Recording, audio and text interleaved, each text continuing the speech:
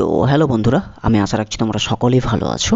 তো আমাদের ক্লাসের পক্ষ থেকে বাংলা সাহিত্যের ইতিহাসের একটি বিষয়কে একদম সংক্ষিপ্তভাবে আলোচনা করার যে সিরিজ আয়োজন করেছে তারই আজকে দ্বিতীয়তম সিরিজ। তো এর আগের সিরিজে আমরা আলোচনা করেছিলাম প্রাচীন যুগ সম্পর্কে। তো এই প্রাচীন যুগের আলোচনাটি যদি এখন পর্যন্ত কেউ দেখে না থাকো তাহলে ভিডিওটির লিঙ্ক ডিসক্রিপশনে দেওয়া থাকবে, তোমরা চাইলেই ভিডিওটি কিন্তু দেখে নিতে পারো। তো আজকের আলোচনার বিষয় হচ্ছে কি না এই মধ্যযুগ। এক্ষেত্রে একটি বিষয় মনে রাখবে কি না এই মধ্যযুগ বাংলা সাহিত্যের ইতিহাসের বুকে প্রায় ৬০০ বছর কিন্তু দখল করে রেখেছে। তো এই ৬০০ বছরের মধ্যে কি কি সাহিত্য রচিত হয়েছে কিংবা এই মধ্যযুগ কিভাবে সামনের দিকে ধীরে ধীরে এগিয়েছে তারই একটি রোড ম্যাপ কিন্তু এই ভিডিওটির মাধ্যমে তোমরা পেতে চলেছো। তাহলে চলো আর কোনো রকম দেরি না করে আমরা মধ্যযুগের আলোচনাতে প্রবেশ করি। তো মধ্যযুগের আলোচনার শুরুতেই আমরা একটু জেনে নিই মধ্যযুগের সময়কাল বা মধ্যযুগ বাংলা সাহিত্যে কতটা সময় থেকে কতটা সময় পর্যন্ত চলেছিল। তো মধ্যযুগের সময়কালটা হচ্ছে ১২০০ সাল থেকে ১৮০০ সাল পর্যন্ত, অর্থাৎ মোট ৬০০ বছর। তাহলে আমরা এক কথায় বলতে পারি বাংলা সাহিত্যের বুকে ১২০০ সাল থেকে ১৮০০ সাল পর্যন্ত অর্থাৎ মোট ৬০০ বছর হচ্ছে মধ্যযুগের সময়কাল। মধ্যযুগের সময়কালটা তাহলে পুরোপুরিভাবে বোঝা গেল। এরপরে একটি ইম্পর্ট্যান্ট বিষয় কিন্তু তোমাদেরকে জানতে হবে, ঠিক আছে? এটি কিন্তু পরীক্ষাতেও ব্যাপকভাবে কিন্তু এসে থাকে। সেটি কি না মধ্যযুগের শুরুতেই একটি ভয়ানক আক্রমণ হয়েছিল বাংলার বুকে। মধ্যযুগের শুরুতেই বলতে আমি কোন সময়টাকে ইঙ্গিত করছি, এই সময়গুলোকে কিন্তু একটু মনে রাখবে। এই যে ১২০০ থেকে ১৮০০, এই ১২০০ থেকে ১৮০০ সালকে আমি কোথায় কিভাবে ভাগ করছি এই ভাগগুলোকে কিন্তু একটু ধ্যান দেবে, ঠিক আছে? তো মধ্যযুগের শুরুতেই বলতে ১২০১ থেকে ১৩৫০ সাল অর্থাৎ ১৪৯ বছর, ঠিক আছে? দেখো ১২০১ থেকে ১৩৫০ সালের মধ্যে বাংলায় তুর্কি আক্রমণ হয়েছিল, ঠিক আছে? ১২০১ থেকে ১৩৫০ সালের মধ্যে বাংলার বুকে তুর্কি আক্রমণ হয়েছিল। তো এই তুর্কি আক্রমণের ফলে বাংলা সম্পূর্ণভাবে বিধ্বস্ত হয়ে পড়েছিল, চারিদিক দিয়ে তছনছ হয়ে পড়েছিল। ফলে বাংলা সাহিত্যের বুকে কোনো রকম কিন্তু সাহিত্য রচিত হয়নি। তাই এই সময়টিকে বাংলা সাহিত্যের অন্ধকার যুগ বলে কিন্তু আমরা জেনে থাকি। কোন সময়টিকে, বারবার বলছি কোন সময়টিকে না ১২০১ থেকে ১৩৫০, এই সময়টিতে তুর্কি আক্রমণ হওয়ার ফলে বাংলা চারিদিক দিয়ে বিধ্বস্ত হয়ে পড়েছিল। ফলে বাংলা সাহিত্যে এই সময়টিতে কোনো রকম সাহিত্য রচিত হয়নি। তাই আমরা বাংলা সাহিত্যের অন্ধকার যুগ বলে জেনে থাকি এই সময়টিকে। অর্থাৎ মোট ১৪৯ বছর বাংলা সাহিত্যে কিন্তু অন্ধকার যুগ চলেছিল। অন্ধকার যুগ ছাড়াও আমরা কি নামে জেনে থাকি না অন্ধকার যুগ ছাড়াও কিন্তু এই সময়টিকে আমরা বাংলা সাহিত্যের অবক্ষয় যুগ বলে জেনে থাকি, আবার বাংলা সাহিত্যের বন্ধ্যা যুগ বলেও কিন্তু জেনে থাকি। তাহলে এই জায়গা থেকে মনে রাখার বিষয় আমাদের একটাই, সেটা হচ্ছে কি না ১২০১ থেকে ১৩৫০ সাল এই সময়টাকে বাংলা সাহিত্যের অন্ধকার যুগ বলা হয়। অন্ধকার যুগ ছাড়াও বলা হয় বাংলা সাহিত্যের অবক্ষয় যুগ, আবার অবক্ষয় যুগ ছাড়াও বলা হয় কি না বাংলা সাহিত্যের বন্ধ্যা যুগ, ঠিক আছে? তাহলে যদি আমি তোমাদেরকে প্রশ্ন করি যে বাংলা সাহিত্যের বুকে মোট কত বছর অন্ধকার যুগ চলেছিল, তাহলে মোট ১৪৯ বছর কিন্তু অন্ধকার যুগ চলেছিল, ঠিক আছে? তাহলে বাংলা সাহিত্যের শুরুতেই কিন্তু অন্ধকার যুগটা আমরা লক্ষ্য করছি। কেন অন্ধকার যুগটা লক্ষ্য করছি? কেননা এই সময়টাতে তুর্কি আক্রমণ হয়েছিল। কোন সময়টাতে তুর্কি আক্রমণ হয়েছিল না ১২০১ থেকে ১৩৫০ সালের মধ্যে। কেন অন্ধকার যুগ বলছি? কেননা তুর্কি আক্রমণের ফলে বাংলা সমস্ত দিক দিয়ে বিধ্বস্ত হয়ে পড়েছিল, একদম তছনছ হয়ে পড়েছিল। ফলে বাংলা সাহিত্যে এই সময়টা বলতে ১২০১ থেকে ১৩৫০, এই সময়টাতে কোনো রকম কোনো সাহিত্য রচিত হয়নি। তাই এই সময়টিকে বাংলা সাহিত্যের অন্ধকার যুগ বলা হয়, কিংবা বাংলা সাহিত্যের অবক্ষয় যুগ বলা হয়, কিংবা এই সময়টাকে বাংলা সাহিত্যের বন্ধ্যা যুগও কিন্তু বলা হয়ে থাকে। বোঝা গেল তাহলে পুরো বিষয়টা? ওকে। এরপরে এই যে ১৩৫০ সাল, এই ১৩৫০ সালের পর আমরা মধ্যযুগকে ৩টে ভাগে ভাগ করে নিতে পারি, ঠিক আছে? ৩টে ভাগ তো করব। তো ৩টে ভাগ আমরা করব কিভাবে না চৈতন্যদেবের জীবনকে কেন্দ্র করে মধ্যযুগের এই ১৩৫০-এর পর আমরা কিন্তু সেটাকে ভাগ করব। ৩টে ভাগ কি কি না একটা হচ্ছে প্রাক চৈতন্য যুগ, সময়টা হচ্ছে ১৩৫০ থেকে ১৫০০ সাল। একটা হচ্ছে চৈতন্য যুগ 1500 সাল থেকে 1600 সাল, আর একটা হচ্ছে চৈতন্য পরবর্তী যুগ অর্থাৎ 1600 সাল থেকে 1800 সাল। এখানে আরেকটা বোঝার বিষয় রয়েছে, সেটি কি? দেখো, যে প্রাক চৈতন্য যুগ অর্থাৎ এই যে 1350 থেকে 1500 সাল, এই সালটাকে আমরা, এই সময়টুকুটাকে আমরা বলবো কি পঞ্চদশ শতাব্দী, ঠিক আছে। আর এই চৈতন্য যুগ 1500 থেকে 1600, এই সময়টাকে আমরা বলবো ষোড়শ শতাব্দী, ঠিক আছে। আর চৈতন্য পরবর্তী যুগ অর্থাৎ 1600 থেকে 1800, অর্থাৎ এখানে আমরা দুটো ভাগ করব, একটা হচ্ছে 1600 থেকে 1700, এটাকে বলবো সপ্তদশ শতাব্দী, আর একটা করব 1700 থেকে 1800, এটাকে আমরা বলবো অষ্টাদশ শতাব্দী, ঠিক আছে। তো এখানে বিষয়টা কি না, এই 1350 থেকে 1500 সাল, এই পঞ্চদশ শতাব্দীতে কী কী সাহিত্য রচিত হয়েছে আমরা সেটা দেখে নেব, অর্থাৎ প্রাক চৈতন্য যুগে। তারপর আমরা দেখে নেব চৈতন্য যুগে অর্থাৎ 1500 থেকে 1600 শতাব্দী বা 1600 সাল অর্থাৎ ষোড়শ শতাব্দী, এই সময়টার মধ্যে কী কী সাহিত্য রচিত হয়েছে সেটা দেখে নেব। তারপর আমরা দেখে নেব কি না, চৈতন্য পরবর্তী যুগ অর্থাৎ 1600 থেকে 800 সাল, এই সময়টার মধ্যে কী কী সাহিত্য রচিত হয়েছে আমরা সেগুলো কিন্তু একটু দেখে নেব। তো এই যে সাহিত্য তো রচিত হয়েছে, তো প্রত্যেকটি সাহিত্যে কিছু না কিছু বৈশিষ্ট্য আমরা অবশ্যই লক্ষ্য করব। তো সেই বৈশিষ্ট্যগুলো আমরা একটু দেখে নেব। দেখো এখানে পয়েন্ট করেছে কি না, মধ্যযুগে যে সমস্ত সাহিত্যগুলো রচিত হয় তার কিছু বৈশিষ্ট্য কিন্তু আমরা লক্ষ্য করে থাকি। তো সেই বৈশিষ্ট্যগুলো কি কি না, এক নাম্বার হচ্ছে স্বপ্ন দর্শন, দ্বিতীয় নাম্বার হচ্ছে দেবদেবীর আরাধনা, তৃতীয় নাম্বার হচ্ছে রাজাদের স্তুতি, এবং চতুর্থ নাম্বার হচ্ছে ধর্ম নির্ভর লৌকিক কাহিনী। দেখো, তো এই স্বপ্ন দর্শন এবং দেবদেবীর আরাধনা বলতে একটা বিষয় মনে রাখবে, যে মধ্যযুগের যে সকল সাহিত্যিক গণগুলো রয়েছে, ভালো করে বুঝবে কি না, মধ্যযুগের যে সকল সাহিত্যিক গণগুলো রয়েছে তারা নিজেরাই বলেছিলেন কি না, তাদের স্বপ্নে দেবদেবীরা আসতেন এবং তাদেরকে বলতেন সাহিত্য রচনা করার জন্য। তাই কিন্তু এই মধ্যযুগের সাহিত্যিকগণরা কিন্তু সাহিত্য রচনা করতেন। এর ফলেই কিন্তু আমরা কি, যে এই মধ্যযুগে যে সকল সাহিত্যিকগণরা রয়েছেন তাদের সাহিত্যে কিন্তু আমরা লক্ষ্য করব দেবদেবীর আরাধনা আমরা লক্ষ্য করব। তারা তাদের নিজেদের সাহিত্যে কিন্তু দেবদেবীর প্রশংসাও করেছেন, ঠিক আছে। এরপরে রাজাদের স্তুতি থেকে, রাজাদের স্তুতি হচ্ছে এটাই যে মধ্যযুগের যে সকল সাহিত্যিকগণগুলো রয়েছে তারা কিন্তু কোনো না কোনো রাজার পৃষ্ঠপোষকতায় কিংবা কোনো না কোনো রাজার রাজদরবারে কিন্তু সাহিত্য রচনা করতেন। তাই তাদের সাহিত্যে কিন্তু আমরা রাজাদের কি নাম লক্ষ্য করব, রাজাদের স্তুতি আমরা লক্ষ্য করব, ঠিক আছে। আর ধর্মনির্ভর লৌকিক কাহিনী হচ্ছে কি না, মধ্যযুগের প্রায় প্রতিটি সাহিত্যের একটা গুরুত্বপূর্ণ বৈশিষ্ট্য হচ্ছে কি না, ধর্মনির্ভর লৌকিক কাহিনী। তাহলে বোঝা গেল মধ্যযুগে যে সমস্ত সাহিত্যগুলো রচিত হয়েছে তার বৈশিষ্ট্যগুলো কি কি ছিল। একটা ছিল স্বপ্ন দর্শন, একটা ছিল দেবদেবীর আরাধনা, একটা ছিল রাজাদের স্তুতি, আর একটা ছিল ধর্মনির্ভর লৌকিক কাহিনী। এগুলো কিন্তু ভালো করে খাতাতে লিখে নেবে, ঠিক আছে।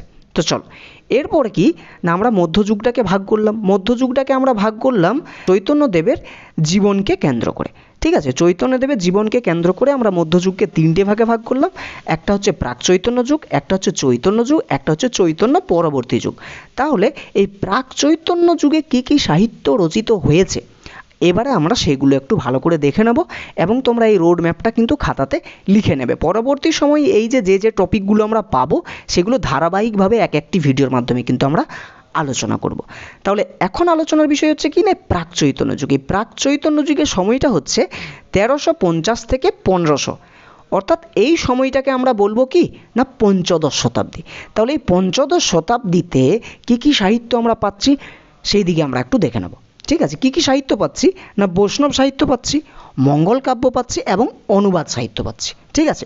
এরপরে তোমাদের মনে প্রশ্ন আসতে পারে যে এই প্রাক চৈতন্য যুগে বা পঞ্চদশ শতাব্দীতে আমরা পাচ্ছি মঙ্গল কাব্য, অনুবাদ সাহিত্য, তাহলে কি পরবর্তী সময় পাবো না? পরবর্তী সময়েও কিন্তু তোমরা পাবে, চৈতন্য যুগেও মঙ্গল কাব্য পাবে, ঠিক আছে, এবং চৈতন্য পরবর্তী যুগেও কিন্তু অনুবাদ সাহিত্য কিংবা মঙ্গল কাব্য পাবে। তো এই পঞ্চদশ শতাব্দীতে যে সকল মঙ্গল কাব্যগুলো রচিত হয়েছিল এই মঙ্গল কাব্যগুলো সেখানে পাবে না, সেখানে হয়তো অন্য কোনো লেখক অন্য কোনো কাব্য লিখছেন মঙ্গল কাব্য হিসেবে, ঠিক আছে। এই হচ্ছে বিষয়। তাহলে দেখে নাও যে প্রাক চৈতন্য যুগে অর্থাৎ এই পঞ্চদশ শতাব্দীতে কী কী সাহিত্য রচিত হয়েছে। বৈষ্ণব সাহিত্য হিসেবে আমরা পাচ্ছি কি না শ্রীকৃষ্ণ কীর্তন। এইখানে একটা তোমাদের ডাউট হবে কি না, দাদা শ্রীকৃষ্ণ কীর্তন আমরা জেনে এসেছি যে 1909 সালে আবিষ্কার করা হচ্ছে। তো বন্ধুরা সবসময় মনে রাখবে আবিষ্কার এবং রচনা হওয়ার মধ্যে পার্থক্য আছে। রচিত হয়েছে শ্রীকৃষ্ণ কীর্তন বড়ু চণ্ডীদাসের, সেটা হচ্ছে পঞ্চদশ শতাব্দীতে, অর্থাৎ 1350 থেকে 1500 সালের মধ্যে। কিন্তু আবিষ্কারটা করেছেন বসন্ত রঞ্জন রায় বিদ্যোৎবল্লভ মহাশয় 1909 খ্রিস্টাব্দে। ঠিক আছে, 1909 খ্রিস্টাব্দে তিনি কিন্তু আবিষ্কারটা করছেন। কোথা থেকে? না বাঁকুড়া জেলার কাকিল্লা গ্রামের দেবেন্দ্রনাথ মুখোপাধ্যায়ের গোয়ালঘরের মাছা থেকে কিন্তু তিনি আবিষ্কার করছেন। আবিষ্কারটা হচ্ছে 1909 খ্রিস্টাব্দে। ঠিক আছে, সেটা কে করেছে? না দেবেন্দ্রনাথ মুখোপাধ্যায়ের গোয়ালঘরের মাছা থেকে পেয়েছে। আবিষ্কারটা করছে কে? বসন্ত রঞ্জন রায় বিদ্যোৎবল্লভ মহাশয়। কিন্তু রচনাটা হয়েছে কখন? না এই 1350 থেকে 1500 সালের মধ্যে। ঠিক আছে, অর্থাৎ পঞ্চদশ শতাব্দীতে। ঠিক আছে, তাহলে তোমাদেরকে যদি প্রশ্ন করা হয় যে এই শ্রীকৃষ্ণ কীর্তন কোন সময়ের রচনা, কোন সময়ের রচনা, তাহলে হবে শ্রীকৃষ্ণ কীর্তন পঞ্চদশ শতাব্দীর রচনা। ঠিক আছে, আর যদি বলা হয় কোন সময় আবিষ্কার হয়েছে, তখন হবে 1909। ঠিক আছে, তখন হবে 1909 খ্রিস্টাব্দে। কে রচনা আবিষ্কার করেছেন? না বসন্ত রঞ্জন রায় বিদ্যোৎবল্লভ মহাশয়। ঠিক আছে, দেবেন্দ্রনাথ মুখোপাধ্যায়ের গোয়ালঘরের মাচা থেকে। বোঝা গেল বিষয়টা? তাহলে রচনা এবং আবিষ্কারের মধ্যে কিন্তু বন্ধুরা পার্থক্য আছে, গুলিয়ে ফেলবে না। ঠিক আছে, তাহলে বৈষ্ণব সাহিত্য হিসেবে আমরা কি পাচ্ছি? না শ্রীকৃষ্ণ কীর্তন। কীর্তনের হাত ধরেই কিন্তু মধ্যযুগের সাহিত্য রচিত শুরু হয়েছিল। ঠিক আছে, নবজাগরণটা কিন্তু মধ্যযুগের হয়েছিল। ঠিক আছে, তাই আমরা কিন্তু বলি আদি মধ্যযুগের কিন্তু বাংলা ভাষায় লিখিত প্রথম নিদর্শন হিসেবে আমরা কিন্তু পাচ্ছি শ্রীকৃষ্ণ কীর্তনকে। ঠিক আছে, এরপরে আমরা মঙ্গল কাব্যে যাব। মঙ্গল কাব্য হিসেবে এই পঞ্চদশ শতাব্দীতে আমরা কি কি পাচ্ছি? আমরা পাচ্ছি বিজয়গুপ্তের পদ্মাপুরাণ, আমরা পাচ্ছি নারায়ণ দেবের পদ্মাপুরাণ। এক্ষেত্রে একটা বিষয় জানার বিষয় আছে, সেটা কি? না এই পঞ্চদশ শতাব্দীতে, ঠিক আছে, বিজয়গুপ্তও কিন্তু মঙ্গল কাব্য হিসেবে পদ্মাপুরাণ লিখেছেন, অর্থাৎ বিজয়গুপ্তের কাব্যের নামও পদ্মাপুরাণ। ঠিক আছে, এবং নারায়ণ দেবও কিন্তু এই পঞ্চদশ শতাব্দীতেই কিন্তু পদ্মাপুরাণ লিখেছেন, অর্থাৎ বিজয়গুপ্তের কাব্যর নামও পদ্মপুরাণ এবং নারায়ণ দেবের কাব্যের নামও কিন্তু পদ্মাপুরাণ। ঠিক আছে, আর আমরা মঙ্গল কাব্য হিসেবে কি পাচ্ছি? না বিপ্রদাস পিপিলাইয়ের আমরা পাচ্ছি মনসা বিজয়। এরপরে তোমাদের পরীক্ষাতে যদি প্রশ্ন আসে যে মনসা বিজয় কোন সময়ের রচনা, তাহলে আমরা কি লিখব? না পঞ্চদশ শতাব্দীর রচনা কিন্তু হয়েছে মনসায়। ঠিক আছে, পঞ্চদশ শতাব্দীর রচনা হচ্ছে এই মনসা বিজয়। ঠিক আছে, এরপর অনুবাদ সাহিত্য হিসেবে আমরা কি কি পাচ্ছি? অনুবাদ সাহিত্যে আমরা পাচ্ছি এই পঞ্চদশ শতাব্দীতে কীর্তিবাসের রামায়ণ পাঁচালী, আর আমরা পাচ্ছি শ্রীকৃষ্ণ বিজয় মালাধর বসুর। ঠিক আছে, এরপরে দেখো যদি প্রশ্ন করি যে এই শ্রীকৃষ্ণ বিজয় কোন সময়ের রচনা, তাহলে আমরা কি লিখব? না পঞ্চদশ শতাব্দীর রচনা হচ্ছে শ্রীকৃষ্ণ বিজয়। লিখেছেন কে? না মালাধর বসু। তো এই হচ্ছে পুরো প্রাক চৈতন্য যুগ। এই প্রাক চৈতন্য যুগে কিন্তু এই সকল সাহিত্যগুলো রচিত হয়েছিল। কি কি? না শ্রীকৃষ্ণ কীর্তন, পদ্মাপুরাণ বিজয়গুপ্তের, পদ্মাপুরাণ নারায়ণ দেবের, মনসা বিজয় বিপ্রদাস পিপলাইয়ের, আর কীর্তিবাসের রামপাঁচালী, আর মালাধর বসুর শ্রীকৃষ্ণ বিজয়। এই হচ্ছে প্রাক চৈতন্য যুগের আমরা সাহিত্য। ঠিক আছে, এরপরে আমরা দেখে নেব কিনা চৈতন্য যুগ, অর্থাৎ চৈতন্য যুগে কি কি সাহিত্যগুলো রচিত হচ্ছে। চৈতন্য যুগ এর সময়টা হচ্ছে 1500 থেকে 1600। এই সময়টাকে আমরা কি বলবো? না ষোড়শ শতাব্দী। ঠিক আছে, তো এই ষোড়শ শতাব্দীতে কি কি সাহিত্যগুলো আমরা পাচ্ছি সেটা দেখে নাও। বৈষ্ণব পদাবলী পাচ্ছি, চৈতন্য জীবনী কাব্যগুলো আমরা এই ষোড়শ শতাব্দীতেই পাচ্ছি, মঙ্গল কাব্যে এখানেও পাচ্ছি, এবং অনুবাদ সাহিত্যও কিন্তু এখানে পাচ্ছি। ঠিক আছে, এখানেও পাচ্ছি। তো দেখো বৈষ্ণব পদাবলী হিসেবে আমরা জ্ঞানদাসের পাবো, গোবিন্দ দাসের পাবো, বলরাম দাসের পাবো। দেখো ষোড়শ শতাব্দীতে এসে আমরা বৈষ্ণব পদাবলীতে জ্ঞানদাসের লেখা পাচ্ছি বৈষ্ণব পদাবলী, গোবিন্দ দাসের লেখা পাচ্ছি বৈষ্ণব পদাবলী, এবং বলরাম দাসের পাচ্ছি বৈষ্ণব পদাবলী। ঠিক আছে, আর চৈতন্য জীবনী কাব্য হিসেবে আমরা কি কি পাচ্ছি? না এই ষোড়শ শতাব্দীতে চৈতন্য ভাগবত পাচ্ছি, কার লেখা? না বৃন্দাবন দাসের। চৈতন্য মঙ্গল পাচ্ছি লোচন দাসের। তারপরে চৈতন্য মঙ্গল পাচ্ছি জয়ানন্দের। দেখো এখানে একটা বিষয়, যে এই চৈতন্য মঙ্গল, লোচন দাসও চৈতন্য মঙ্গল লিখেছেন এই ষোড়শ শতাব্দীতে, এবং জয়ানন্দও কিন্তু এই চৈতন্য মঙ্গল লিখেছেন ষোড়শ শতাব্দীতে। ঠিক আছে, আর চৈতন্য জীবনী কাব্য হিসেবে আমরা কি পাচ্ছি? না শ্রী চৈতন্য চরিতামৃত আমরা পাচ্ছি। লিখেছেন কে? না কৃষ্ণদাস কবিরাজ। তাহলে প্রশ্ন যদি করা হয় তোমাদেরকে যে চৈতন্য ভাগবত, ঠিক আছে, কোন সময়ের রচনা, তাহলে আমরা কি লিখব? না ষোড়শ শতাব্দীর রচনা হচ্ছে চৈতন্য ভাগবত। কিংবা যদি প্রশ্ন করি যে শ্রী চৈতন্য চরিতামৃত কোন সময়ের রচনা, তাহলে আমরা লিখব কি? না এই ষোড়শ শতাব্দীর রচনা হচ্ছে শ্রী চৈতন্য চরিতামৃত। ঠিক আছে, তাহলে এই ষোড়শ শতাব্দীতে মঙ্গল কাব্য হিসেবে আমরা কি কি পাচ্ছি একটু দেখে নেব। আমরা পাচ্ছি চণ্ডীমঙ্গল। ঠিক আছে, দ্বিজ মাধবের চণ্ডীমঙ্গল পাবো এবং কবি মুকুন্দের চণ্ডীমঙ্গল পাবো। ঠিক আছে, অর্থাৎ দ্বিজ মাধব ওই ষোড়শ শতাব্দীতে চণ্ডীমঙ্গল কাব্য লিখেছেন, এবং কবি মুকুন্দও কিন্তু এই ষোড়শ শতাব্দীতে কিন্তু চণ্ডীমঙ্গল কাব্য লিখেছেন। তাহলে এই চণ্ডীমঙ্গল কাব্য কোন সময়ের রচনা? তাহলে আমরা লিখব ষোড়শ শতাব্দীর কিন্তু রচনা হচ্ছে এই চণ্ডীমঙ্গল কাব্য। এগুলো কিন্তু খাতাতে লিখে নেবে, এগুলো পরীক্ষাতে প্রচণ্ড পরিমাণে কিন্তু এসে থাকে, বিভিন্ন ধরনের চাকরির পরীক্ষাতেও কিন্তু এই প্রশ্নগুলো এসে থাকে বাংলা সাহিত্যের ইতিহাস থেকে। ঠিক আছে, এরপরে আমরা এই ষোড়শ শতাব্দীতে অর্থাৎ চৈতন্য যুগে অনুবাদ সাহিত্য হিসেবে আমরা কি পাচ্ছি? অনুবাদ সাহিত্য হিসেবে আমরা পাচ্ছি কবীন্দ্র পরমেশ্বর এবং শ্রীকর নদীর মহাভারত। তাহলে কবীন্দ্র পরমেশ্বর অনুবাদ করছেন মহাভারত এই ষোড়শ শতাব্দীতে, ঠিক আছে, আর শ্রীকর নন্দীও অনুবাদ করছেন মহাভারত এই ষোড়শ শতাব্দীতে। তাহলে যদি প্রশ্ন আসে যে কবীন্দ্র পরমেশ্বর কোন সময়ে, ঠিক আছে, মহাভারত অনুবাদ করেন, তাহলে আমরা লিখব ষোড়শ শতাব্দীতে। আবার যদি প্রশ্ন করি যে শ্রীকর নন্দী কোন সময়ে মহাভারত অনুবাদ করছে, তাহলে আমরা লিখব ষোড়শ শতাব্দীতে। আমরা কিন্তু অ্যাকচুয়ালি আসলভাবে জেনে থাকি সেটা কি না কাশিরাম দাসের মহাভারত। ঠিক আছে, কাশিরাম দাসের মহাভারত, কিন্তু কাশিরাম দাসের মহাভারত আমরা সপ্তদশ শতকে আমরা পাবো। এই কাশিরাম দাস মহাভারত যে অনুবাদ করছে সেটা কোন সময়ে না সপ্তদশ শতকে। ঠিক আছে, কিন্তু এখানে তার আগে আমরা পাচ্ছি ষোড়শ শতাব্দীতে। ষোড়শ শতাব্দীতে কি পাচ্ছি না কবীন্দ্র পরমেশ্বর মহাভারত অনুবাদ করছে ষোড়শ শতাব্দীতে, আবার শ্রীকর নন্দীও কিন্তু মহাভারত অনুবাদ করছে এই ষোড়শ শতাব্দীতে। বোঝা গেল তাহলে পুরো বিষয়টা। তাহলে চৈতন্য যুগে আমরা বা ষোড়শ শতাব্দীতে আমরা কী কী সাহিত্যগুলো পেলাম? আমরা বৈষ্ণব পদাবলী পাচ্ছি জ্ঞানদাসের, গোবিন্দ দাসের, বলরাম দাসের। আর চৈতন্য জীবনী কাব্য পাচ্ছি বৃন্দাবন দাসের চৈতন্য ভাগবত, লোচন দাসের চৈতন্য মঙ্গল, জয়ানন্দের চৈতন্য মঙ্গল আর কৃষ্ণদাস কবিনাথের চৈতন্য চরিতামৃত। আর মঙ্গল কাব্য হিসেবে পাচ্ছি চণ্ডীমঙ্গল, তো দ্বিজমাধবের চণ্ডীমঙ্গল পাচ্ছি এবং কবি মুকুন্দেরও কিন্তু চণ্ডীমঙ্গল পাচ্ছি ষোড়শ শতাব্দীতে বা চৈতন্য যুগে।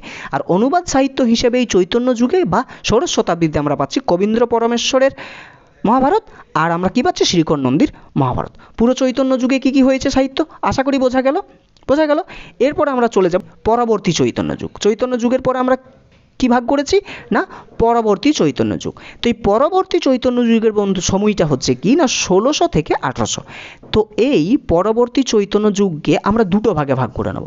কি কি না দেখো সময়টা হচ্ছে কি 1600 থেকে 1800। 1600 থেকে 1800কে আমরা দুটো ভাগে ভাগ করব। একটা হচ্ছে কি না 1600 থেকে 1700, একটা হচ্ছে 1600 থেকে 1700। এই 1600 থেকে 1700টাকে আমরা নাম দেব সপ্তদশ শতাব্দী, আর একটা দেব 1700 থেকে 1800। ঠিক আছে, 1700 থেকে 1800, এই 1700 থেকে 1800টাকে আমরা নাম দেব অষ্টাদশ শতাব্দী। ঠিক আছে, ভালো করে বুঝবে যে পরবর্তী চৈতন্য যুগ এর সময়টা হচ্ছে 1600 থেকে 1800। ঠিক আছে, তো এই 1600 থেকে 1800কে আমরা দুটো ভাগে ভাগ করব। ঠিক আছে, একটা হচ্ছে সপ্তদশ শতাব্দী আর একটা হচ্ছে অষ্টাদশ শতাব্দী। তো এই সপ্তদশ শতাব্দীতে অর্থাৎ 1600 থেকে 1700 সালের মধ্যে কী কী সাহিত্য রচিত হচ্ছে এখন আমরা সেটা দেখব, এবং তারপরে আমরা দেখব 1700 থেকে 1800 অর্থাৎ অষ্টাদশ শতাব্দীতে কী কী সাহিত্য রচিত হচ্ছে মধ্যযুগে, সেটা আমরা লক্ষ্য করব। তো এখন আমরা দেখে নেব কি না সপ্তদশ শতাব্দীতে অর্থাৎ এই 1600 থেকে 1700-র মধ্যে কী কী সাহিত্য রচিত হচ্ছে। তো এই 1600 থেকে 1700 অর্থাৎ এই সপ্তদশ শতাব্দীতে বা সপ্তদশ শতকে আমরা কী কী সাহিত্য পাচ্ছি? মঙ্গল কাব্য পাচ্ছি, অনুবাদ সাহিত্য পাচ্ছি, আর সব থেকে ইম্পর্ট্যান্ট একটা জিনিস পাচ্ছি সেটা হচ্ছে রোমান্টিক প্রণয় উপাখ্যান। ঠিক আছে, তো দেখো মঙ্গল কাব্য হিসেবে আমরা পাচ্ছি মনসা মঙ্গল পাচ্ছি, কেতকাদাস ক্ষেমানন্দের মনসা মঙ্গল পাচ্ছি। ঠিক আছে, যদি প্রশ্ন করি যে কেতকাদাস ক্ষেমানন্দের মনসা মঙ্গল কোন সময়ের রচনা, তাহলে আমরা লিখব কি না সপ্তদশ শতাব্দীর বা সপ্তদশ শতকের রচনা। তারপর আমরা কি পাচ্ছি না রূপরাম চক্রবর্তী ধর্মমঙ্গল। এরপর একটা বিষয় ধর্মমঙ্গল পাচ্ছি রূপরাম চক্রবর্তীর, কিন্তু আমরা সবাই প্রায়ই জেনে থাকি যে ধর্মমঙ্গল হচ্ছে ঘনরাম চক্রবর্তীর। তো ঘনরাম চক্রবর্তীর ধর্মমঙ্গলটা আমরা কিন্তু কোথায় পাবো? আমরা অষ্টাদশ শতাব্দীতে গিয়ে পাবো। ঠিক আছে, অষ্টাদশ শতাব্দীতে গিয়ে কিন্তু ধর্মমঙ্গল লিখছেন ঘনরাম চক্রবর্তী, কিন্তু তার আগে সপ্তদশ শতাব্দীতে কিন্তু ধর্মমঙ্গল লিখছেন কে না এই রূপরাম চক্রবর্তী। ঠিক আছে, এরপরে অনুবাদ সাহিত্য হিসেবে আমরা পাচ্ছি কি না কাশিরাম দাসের মহাভারত। ঠিক আছে, তাহলে কাশিরাম দাস ঠিক আছে কোন শতকে মহাভারত অনুবাদ করছে যদি প্রশ্ন করা হয় তাহলে হবে সপ্তদশ শতকে। আর যদি প্রশ্ন করা হয় যে কবীন্দ্র পরমেশ্বর কোন সময়ে মহাভারত অনুবাদ করছে তাহলে হবে ষোড়শ শতাব্দীতে ঠিক বা চৈতন্য যুগে। ঠিক আছে, ওকে। কিংবা যদি বলা হয় মহাভারত শ্রীকর নন্দী তার মহাভারত কোন সময়ে অনুবাদ করছেন বা কোন যুগে অনুবাদ করছেন তাহলে হবে চৈতন্য যুগে বা ষোড়শ শতাব্দীতে। ঠিক আছে, আর যদি বলা হয় কাশিরাম দাস তার মহাভারত কোন সময় অর্থাৎ হবে তখন সপ্তদশ শতকে। কাশিরাম দাস মহাভারত অনুবাদ করছেন এই সপ্তদশ শতকে। বোঝা গেল? তাহলে অনুবাদ সাহিত্য হিসেবে আমরা এখানে কাশিরাম দাসের মহাভারতটা পাচ্ছি। এরপরে খুব ইম্পর্ট্যান্ট একটা জিনিস হচ্ছে রোমান্টিক প্রণয় উপাখ্যান। ঠিক আছে, তো দেখো এই রোমান্টিক প্রণয় উপাখ্যান সপ্তদশ শতকের নিরিখে আমরা দুজনকে পাচ্ছি, দুজন সাহিত্যিককে পাচ্ছি। একটা হচ্ছে দৌলত কাজী আর একটা হচ্ছে সৈয়দ আলাউল। ঠিক আছে, যদিও রোমান্টিক প্রণয় উপাখ্যান মধ্যযুগের শুরু থেকেই কিন্তু রচিত হয়ে আসছিল ধীরে ধীরে, ঠিক আছে, অর্থাৎ আমরা ধরে নিতে পারি চতুর্দশ শতকের একদম শেষ আর পঞ্চদশ শতকের একদম শুরু, সেই জায়গাটা ইউসুফ জুলেখার হাত ধরে কিন্তু এই রোমান্টিক প্রণয় উপাখ্যানের শুরু, ঠিক আছে। তো যাই হোক, তো এখন আমরা দেখে নেব, তো দেখো সেই প্রথম থেকে যেহেতু শুরু হয়েছিল, তাহলে অনেকগুলো রোমান্টিক প্রণয় উপাখ্যান কিন্তু রয়েছে, রচনা রয়েছে, তো সেগুলোর একটা তালিকা তোমরা পেয়ে যাবে, খাতাতে লিখে নেবে। তার আগে একটু জেনে নাও রোমান্টিক প্রণয় উপাখ্যান জিনিসটা কি, ঠিক আছে। দেখো রোমান্টিক প্রণয় উপাখ্যান জিনিসটা হচ্ছে কি না, মধ্যযুগের বাংলা সাহিত্যের একটি বিশেষ ধারা হচ্ছে রোমান্টিক প্রণয় উপাখ্যান, খাতাতে লিখে রাখতে পারো। তারপরে কি না, মানবীয় কল্পনাকে আশ্রয় করে এই জাতীয় কাব্য গড়ে উঠেছে। মুসলিম কবিরা এই কাব্যধারায় বিশেষ অবদান রেখেছেন। তারা রোমান্টিক প্রণয় উপাখ্যান রচনার মাধ্যমে মধ্যযুগের কাব্যধারাকে কী করেছিল না, সমৃদ্ধ করেছিল। আর একটা বিষয় মনে রাখবে কি না, মধ্যযুগের কবিরা প্রেমকে আশ্রয় করে এই জাতীয় সাহিত্যকর্মের কাহিনী নির্মাণ করেছেন। আবার কি না সুন্দর কবি ভাষার মাধ্যমে নরনারীর প্রণয় কাহিনীকে পাঠকের সামনে উপস্থাপনা করেছেন, ঠিক আছে।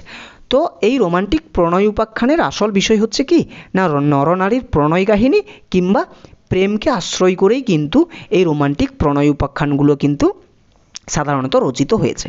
তো সপ্তদশ শতাব্দীর দুজন সাহিত্যিক হচ্ছেন রোমান্টিক প্রণয় উপাখ্যানের কে কে, একটা হচ্ছে দৌলত কাজী, একটা হচ্ছে সৈয়দ আলাউল, ঠিক আছে।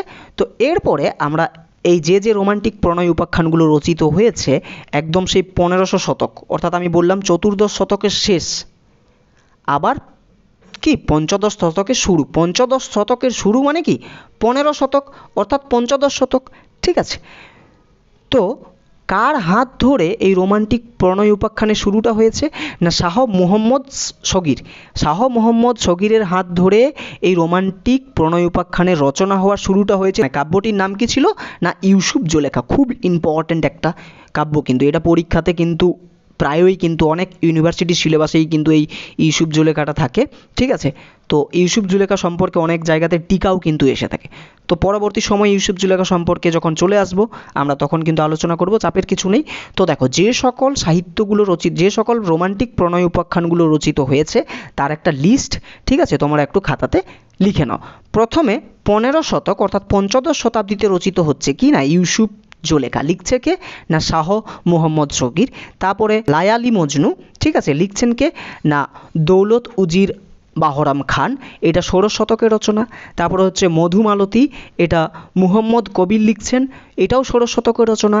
তারপরে হানিফা কয়রাপরি, এটা সাবির ঈদ খানের লেখা, ঠিক আছে, এটাও 16 শতকের রচনা। তারপরে বিদ্যাসুন্দর পাচ্ছি, এটা সাবির ঈদ খানের লেখা, এটাও কিন্তু 16 শতকের রচনা। দেখো হানিফা কয়রাপরি এবং বিদ্যাসুন্দর দুটোই কিন্তু সাবির ঈদ খানের লেখা দুটোই কিন্তু 16 শতাব্দীর, ঠিক আছে। তারপরে আমরা কি পাচ্ছি, তারপরে আমরা পাচ্ছি সয়ফুল মুলক বদিউজ্জামান, ঠিক আছে, এটা দোনা গাজী চৌধুরীর লেখা, এটা 16 শতাব্দীর রচনা। তারপরে সতী ময়না লোরচন্দ্রানী, এটা দৌলত কাজীর লেখা, সপ্তদশ, খুব ইম্পর্ট্যান্ট একটা জিনিস, ঠিক আছে। সতী ময়না লোরচন্দ্রানী, এটা দৌলত কাজীর লেখা, এটা সপ্তদশ শতাব্দীর। তারপরে আমরা পাচ্ছি পদ্মাবতী সৈয়দ আলাউলের লেখা সপ্তদশ শতাব্দীতে, এবং সপ্তপৈকর সৈয়দ আলাউলের লেখা সপ্তদশ শতাব্দীতে। তাহলে সৈয়দ আলাউল লিখছে পদ্মাবতী এবং সপ্তপৈকর দুটোই কিন্তু সপ্তদশ শতাব্দীতে, ঠিক আছে। এবং শেষে বলছি কোনগুলো ইম্পর্টেন্ট। তারপরে কি রয়েছে না লালমতি সয়ফল মুলক, এটা লিখছেন আব্দুল হাকিম, এটাও কিন্তু সপ্তদশ শতাব্দীর কিন্তু রচনা বন্ধুরা, ঠিক আছে। তো এরপর আর কিছুগুলো রয়েছে একটু একটু দেখে নাও। আর একটা হচ্ছে গুলে বকাউলি, এটা নওয়াজিস খানের লেখা, ঠিক আছে, সপ্তদশ শতাব্দীতে। আর একটা হচ্ছে শাহজালাল মধুমাল, এটা মঙ্গলচাঁদের লেখা, এটাও সপ্তদশ শতাব্দীর রচনা। আর একটা হচ্ছে জেবলমূলক সামরক, এটা সৈয়দ মোহাম্মদ আকবরের লেখা, এটাও সপ্তদশ। আর মৃগাবতী মোহাম্মদ মুকিম অষ্টাদশ শতাব্দীর। আর একটা হচ্ছে গদামল্লিকা, এটা শেখ সাদি অষ্টাদশ শতকে, ঠিক আছে। তো এই যতগুলো রোমান্টিক প্রণয় উপাখ্যানের নাম বললাম বা কাব্যের নাম বললাম, এই কাব্যগুলো থেকে সব থেকে ইম্পর্ট্যান্ট যেগুলো হচ্ছে সেটা হচ্ছে ইউসুফ জুলেখা, যেগুলোতে পরীক্ষাতে বারবার আসে, এটা 15 শতকে অর্থাৎ পঞ্চদশ শতকে লিখেছিলেন শাহ মুহম্মদ সগির। আর একটা ইম্পর্ট্যান্ট হচ্ছে তোমাদের এই সতী ময়না লোরচন্দ্রানী, লিখেছেন দৌলত কাজী, সপ্তদশ শতকের রচনা। একটা পদ্মাবতী এবং সপ্তপৈকর দুটোই লিখেছেন সৈয়দ আলাউল, রচনা হচ্ছে সপ্তদশ শতাব্দীতে। ব্যাস এই কটা, অর্থাৎ পদ্মাবতী সপ্তপৈকর দুটো, সতী ময়না লোরচন্দ্রানী তিনটা এবং ইউসুফ জুলেখা চারটে। এই যতগুলো রোমান্টিক প্রণয় উপাখ্যান রয়েছে সবগুলোর মধ্যে এই চারটে খুবই কিন্তু ইম্পর্ট্যান্ট। এগুলো খুব ভালোভাবে কিন্তু আমাদেরকে নোটস আকারে রেডি করতে হবে, কেননা এই জায়গা থেকে কিন্তু পরীক্ষাতে প্রায়ই কিন্তু এসে থাকে, যাদের সিলেবাসে কিন্তু থাকে, ঠিক আছে। তো যাই হোক, যখন আমরা আলোচনা করব এই জায়গাটা তখন কিন্তু আমরা মোটামুটি একটা ডিটেলসে আলোচনা করার চেষ্টা করব, ঠিক আছে। প্রত্যেকটা ইউসুফ জুলেখাও আলোচনা করব, সতী ময়না লোরচন্দ্রানীও আলোচনা করব, পদ্মাবতী আলোচনা করব, সপ্তম পই করে আলোচনা করব। পাশাপাশি আমি চেষ্টা করব যতগুলো আছে রোমান্টিক প্রণয় উপাখ্যান সবগুলোই আলোচনা করার, ঠিক আছে। তো ধারাবাহিকভাবে আলোচনা হবে, তো যাই হোক একটু অপেক্ষা রাখতে হবে। ওকে, তাহলে আমাদের এই যে পরবর্তী চৈতন্য যুগ, এই পরবর্তী চৈতন্য যুগকে আমরা যে দুটো ভাগে ভাগ করেছিলাম, একটা হচ্ছে সপ্তদশ শতক, সেই সপ্তদশ শতকে কী কী সাহিত্য আমরা পেলাম সেটা আমরা জেনে নিলাম। পাশাপাশি রোমান্টিক প্রণয় উপাখ্যান যেটা পেলাম, এই রোমান্টিক প্রণয় উপাখ্যানের যে সকল সাহিত্যগুলো রচিত হয়েছিল এখন অবধি সেগুলোও জেনে নিলাম। তো এরপরে এই পরবর্তী চৈতন্য যুগকে আরও একটা ভাগে আমরা ভাগ করে আছি, সেটা কি না 1700 থেকে 1800, ঠিক আছে, 1700 থেকে 1800।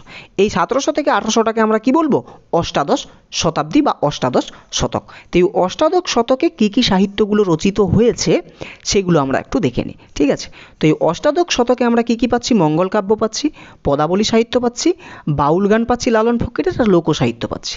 তো দেখো মঙ্গল কাব্য হিসেবে অষ্টাদশ শতকে আমরা কী কী পাচ্ছি, ধর্মমঙ্গল পাচ্ছি ঘনরাম চক্রবর্তীর। তাহলে সপ্তদশ শতকে আমরা রূপরাম চক্রবর্তীর ধর্মমঙ্গল পেয়েছি, আর অষ্টাদশ শতাব্দীতে এসে আমরা পাচ্ছি ঘনরাম চক্রবর্তীর ধর্মমঙ্গল, বোঝা গেল। তারপরে আমরা পাচ্ছি রামেশ্বর ভট্টাচার্যের শিবায়ন আমরা পাচ্ছি অষ্টাদশ শতাব্দীতে, আর ভারতচন্দ্রের অন্নদামঙ্গল পাচ্ছি কিন্তু আমাদের অষ্টাদশ শতাব্দীতে। যদি পরীক্ষাতে প্রশ্ন আসে ভারতচন্দ্রের অন্নদামঙ্গল কোন শতাব্দীর রচনা, তাহলে হবে অষ্টাদশ শতাব্দীর রচনা। আর যদি প্রশ্ন আসে রামেশ্বর ভট্টাচার্যের শিবায়ন কোন শতাব্দীর রচনা, তাহলে হবে অষ্টাদশ শতাব্দী। আর যদি প্রশ্ন আসে ঘনরামের ধর্মমঙ্গল কোন শতাব্দীর রচনা, তাহলে হবে অষ্টাদশ শতাব্দী। তাহলে মঙ্গল কাব্য হিসেবে অষ্টাদশ শতাব্দীতে রচিত হচ্ছে কি কি বুঝলে, ধর্মমঙ্গল, শিবায়ন এবং অন্নদামঙ্গল, ঠিক আছে। এবার পদাবলী সাহিত্য হিসেবে আমরা কি পাবো, রামপ্রসাদ সেন এবং কমলাকান্ত ভট্টাচার্যের আমরা শাক্ত পদাবলীটা পাবো, ঠিক আছে। পদাবলী সাহিত্য হিসেবে অষ্টাদশ শতাব্দীতে আমরা শাক্ত পদাবলী পাচ্ছি, কার কার লেখা পাচ্ছি না, রামপ্রসাদ সেনের পাচ্ছি এবং কমলাকান্ত ভট্টাচার্যের এই যে শাক্ত পদাবলী পাচ্ছি, ঠিক আছে, এবং অন্যান্য কবিরাও রয়েছেন এখানে। এরপর আমরা বাউল গান পাচ্ছি এই অষ্টাদশ শতাব্দীতে, কার না, লালন ফকিরের পাচ্ছি। এরপরে আমরা পাচ্ছি লোকসাহিত্য, ঠিক আছে, এই অষ্টাদশ শতাব্দীতে আমরা লোকসাহিত্যের জায়গাটা কিন্তু পাচ্ছি। তো এখন এই লোকসাহিত্যকে আবার 7টি ভাগে ভাগ করা যাচ্ছে, ঠিক আছে। তা এই ভাগটাই কিন্তু শেষ হয়ে যাচ্ছে মধ্যযুগে, ঠিক আছে। ভিডিওটা যদিও একটু বড় হচ্ছে, কেননা মধ্যযুগটা অনেকটাই বড়, প্রায় 600 বছর না বন্ধুরা, ঠিক না। তো চলো এই লোকসাহিত্যকে 7টি ভাগে ভাগ করা হচ্ছে। কি কি 7টা ভাগ দেখে নাও। 7টা ভাগ হচ্ছে, দেখো লোকসাহিত্যে 7টি ভাগ। লোকসাহিত্যে 7টি ভাগ কী কী, একটা হচ্ছে ছড়া, একটা হচ্ছে লোককাহিনী বা লোককথা, একটা হচ্ছে গীতিকা, একটা হচ্ছে লোকসঙ্গীত, একটা হচ্ছে প্রবাদ, একটা হচ্ছে ধাঁধা, আর একটা হচ্ছে লোকনাট্য। তো এই লোকসাহিত্যটা কিন্তু মনে রাখবে এই অষ্টাদশ শতাব্দীরই কিন্তু একটা ভাগ, ঠিক আছে, একটা ভাগ। হ্যাঁ চলো, তো এই লোকসাহিত্যকে 7টি ভাগে ভাগ করা যাচ্ছে। কি কি না, ছড়া, লোককাহিনী বা লোককথা, গীতিকা, লোকসঙ্গীত, প্রবাদ, ধাঁধা এবং লোকনাট্য। তো এই লোকসাহিত্য জিনিসটা কি, লোকসাহিত্যটা হচ্ছে কি না, এই যে ছড়া, লোকসঙ্গীত, প্রবাদ, মানুষের মুখে মুখে যে সাহিত্যগুলো প্রচলিত হচ্ছে, ঠিক আছে, মানুষের মুখে মুখে যে এই যে ছড়া, প্রবাদ, ধাঁধা এগুলো যে প্রচলিত হচ্ছে, এগুলোই কিন্তু হচ্ছে লোকসাহিত্য, ঠিক আছে। তো এই লোকসাহিত্যের শুরুটা হয়েছিল এই ছড়ার হাত ধরে, মনে রাখবে লোকসাহিত্যে শুরু হয়েছিল এই ছড়ার হাত ধরে, ঠিক আছে। তারপর আমরা কি পাচ্ছি, লোককাহিনী বা লোককথাকে 3টে ভাগে ভাগ করা হচ্ছে। কার মতে না, আশুতোষ ভট্টাচার্যের মতে লোককাহিনী বা লোককথাকে আমরা 3টে ভাগে ভাগ করছি। একটা হচ্ছে রূপকথা, একটা হচ্ছে উপকথা, একটা হচ্ছে ব্রতকথা। তোমরা যে ব্রতকথা, উপকথা, রূপকথা এগুলো যেগুলো পাও বা যেগুলো পড়ো, ঠিক আছে, সেই কুমারী ব্রত, মেইলি ব্রত, ঠিক আছে, এই যে ব্রতকথায় যেগুলো পড়ো সেগুলো সব কিন্তু এই লোককাহিনী বা লোককথার অন্তর্গত। তো এই লোককথাকে আশুতোষ ভট্টাচার্য 3টে ভাগে ভাগ করছে। কি কি, একটা হচ্ছে রূপকথা, একটা হচ্ছে উপকথা, আর একটা হচ্ছে ব্রতকথা, ঠিক আছে। আর এই গীতিকা, এরপর আমরা পাচ্ছি গীতিকা, লোকসাহিত্যের আর একটা অংশ হচ্ছে গীতিকা। এই গীতিকাকেও আমরা 3টে ভাগে ভাগ করব। একটা হচ্ছে নাথ গীতিকা বা নাথ সাহিত্য, ঠিক আছে, তোমরা পড়েছো নাথ গীতিকা বা নাথ সাহিত্য সম্পর্কে। তো এই নাথ গীতিকা বা নাথ সাহিত্য হচ্ছে লোকসাহিত্যের একটা অংশ, গীতিকা তারই কিন্তু ভাগ। তো এই গীতিকাকে 3টে ভাগে ভাগ করা হচ্ছে। একটা হচ্ছে নাথ গীতিকা বা নাথ সাহিত্য, একটা হচ্ছে মৈমনসিংহ গীতিকা, আর একটা হচ্ছে পূর্ববঙ্গ গীতিকা। এই হলো পুরো মধ্যযুগের রোড ম্যাপ, ঠিক আছে। তো এই মধ্যযুগ থেকে আমরা নাচ সাহিত্যই হোক, মৈমনসিংহ গীতিকাই হোক, ধাঁধা হোক, প্রবাদ হোক, ঠিক আছে, রূপকথা হোক, উপকথা হোক, ব্রতকথা হোক, ছড়া হোক, লোকসঙ্গীত হোক, যাই হোক, ঠিক আছে, মঙ্গল কাব্যের মধ্যে ধর্মমঙ্গল হোক, শিবায়ন হোক, অন্নদামঙ্গল হোক, শাক্ত পদাবলী হোক, যাই হোক না কেন, যেটুকুনি আমরা বিষয়গুলো পেলাম এই পুরো রোড ম্যাপে, প্রত্যেকটা বিষয় কিন্তু একটা একটা ভিডিওর মাধ্যমে কিন্তু আমরা আলোচনা করব।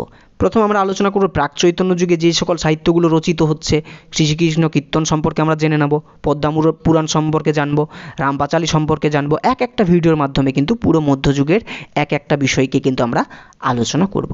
তো এর আগের ক্লাসে প্রাচীন যুগ যেহেতু কমপ্লিট হয়েছে, তাহলে শুরুটা হবে চর্যাপদ থেকে। চর্যাপদ কমপ্লিট করার পরে চর্যাপদের যে ভাষা আছে, সান্ধ্য ভাষা, সেই সম্পর্কে একটু জেনে নেব। তারপর আমরা মধ্যযুগে ঢুকবো, শুরুটা শ্রীকৃষ্ণ কীর্তনের হাত ধরে আমরা করব। তারপরে ধীরে ধীরে একদম যেভাবে আমি এই রোড ম্যাপটা দিয়েছি ঠিক সেইভাবেই কিন্তু ধারাবাহিকভাবে এক একটি ভিডিওর মাধ্যমে কিন্তু আমরা এক একটি টপিককে কিন্তু আলোচনা করব, ঠিক আছে। অনেকটাই বড় হলো ভিডিওটা, যদিও সংক্ষিপ্তভাবে আলোচনা করার কথা ছিল, কিন্তু মধ্যযুগের জায়গাটা অনেকটাই বড়, তাই এর রোড ম্যাপটা আলোচনা করতে একটু বড় হলো। কিন্তু পরবর্তী সময়ে এই মধ্যযুগের এক একটি যে বিষয়গুলো আমরা পেলাম, এক একটি যে অংশ, মঙ্গল কাব্য, অনুবাদ সাহিত্যের মধ্যে এক একটি যে বিষয় আমরা পাচ্ছি, বা এক একটি যে কাব্য আমরা পাচ্ছি বিভিন্ন সাহিত্যিকের, সেগুলো যখন এক একটি ভিডিওর মাধ্যমে আলোচনা করব, তখন কিন্তু ভিডিওর লেন্থটা কিন্তু ছোট হয়ে যাবে, ঠিক আছে। তো যাই হোক, এই হলো পুরো মধ্যযুগের আলোচনাটা। তোমাদের এই ভিডিওগুলো কেমন লাগছে, ঠিক আছে, বা আলোচনাগুলো বুঝতে পারছো কি পারছো না, একটু আমাকে একটু জানাবে, তাহলে আমি বুঝতে পারবো যে তোমাদেরকে আমি জিনিসগুলো দিতে পারছি কি পারছি না, ঠিক আছে। তাহলে চলো, এরপরে তৃতীয় সিরিজ আসবে, ঠিক আছে। তৃতীয় সিরিজে সাধারণত আধুনিক যুগটা থাকবে, ওকে। তো ততক্ষণ অবধি সকলেই ভালো থাকো এবং ভালো থাকার সাথে সাথে পড়াশোনা করো। দেখা হচ্ছে পরবর্তী ভিডিওতে।